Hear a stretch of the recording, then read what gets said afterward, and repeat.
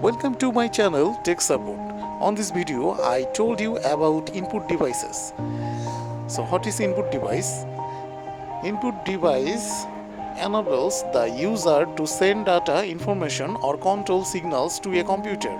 The central processing unit of a computer receives the input and processes it to produce the output. Now I told you some of popular input devices are keyboard, then mouse, then scanner, next joystick, then light pen, digitizer, microphone,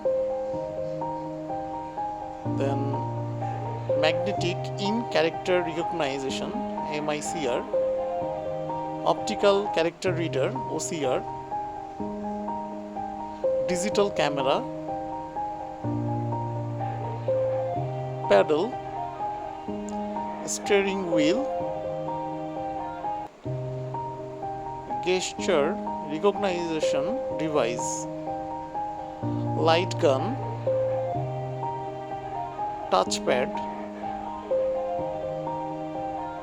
remote, touch screen, VR, virtual reality, then webcam, and last one biometric devices. That's all the input devices. Thank you for watching this video and subscribe my channel. Thank you.